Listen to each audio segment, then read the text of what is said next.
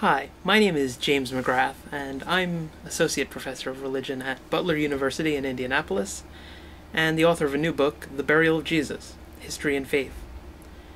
And I thought it would be nice to venture onto YouTube and to say a little bit about some of the reasons that I wrote the book and some of the interesting things that I've been exploring while writing it.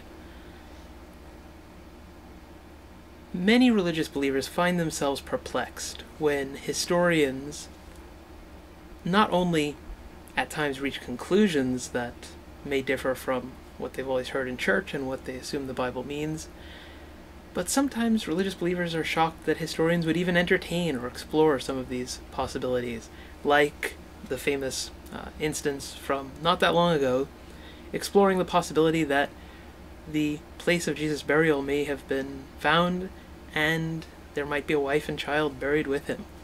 Shocking possibilities. Why do historians entertain such notions? Why do they explore them?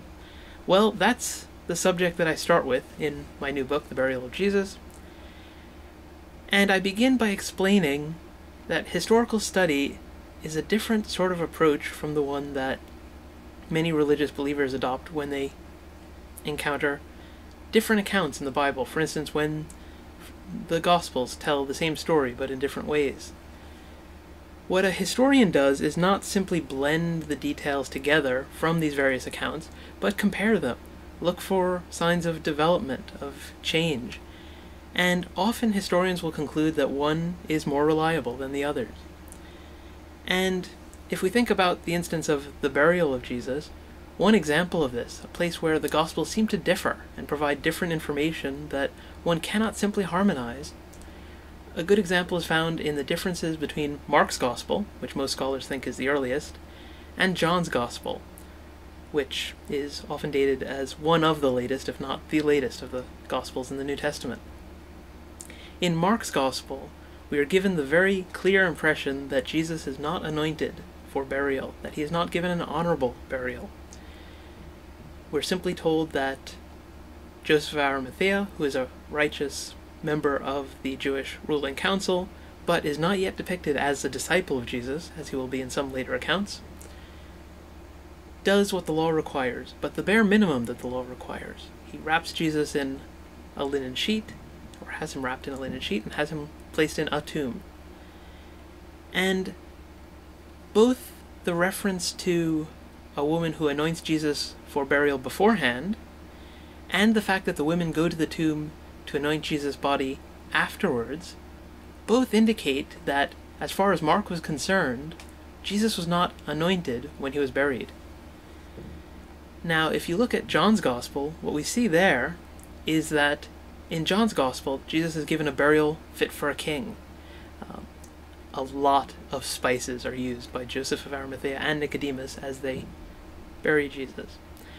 And it's interesting to note the changes that John has to introduce as he tells his story. For instance, when he tells the story of the woman who anoints Jesus, the wording is rather awkward in Greek. It's not always communicated clearly in translations of the New Testament. But in essence, he has Jesus say, "Leave her alone, that she may keep it for the day of my burial." Why not leave her alone because she's anointed me beforehand for burial? Well, because in John's Gospel, Jesus will be anointed when he's buried. And so, from a historian's perspective, one cannot simply accept both as true. They give different impressions. And Mark's Gospel being earlier, and presumably the tendency of Christians to honor Jesus, both suggest that Mark's account is more reliable at this point. Why would John tell the story the way he did? My best guess is that John wanted to honor Jesus in the way he told the story, in a way that Jesus' followers were not able to in actual practice. And this indicates something of the importance of honorable burial in the time in which these Gospels were produced. In the book, The Burial of Jesus, History and Faith, I explore more details and other aspects of the accounts of Jesus' burial, and the evidence suggesting that Jesus was not buried honorably in the way that his disciples would have liked. And I also explore what the implications of this might be for the rise of Christian faith in the resurrection of Jesus. and hopefully in future installments, future video clips, I'll explore some of those themes in more detail. But if you're interested in finding out more about these subjects and what I think about them, then do take a look at my book, which is available now on Amazon.com. See you again soon.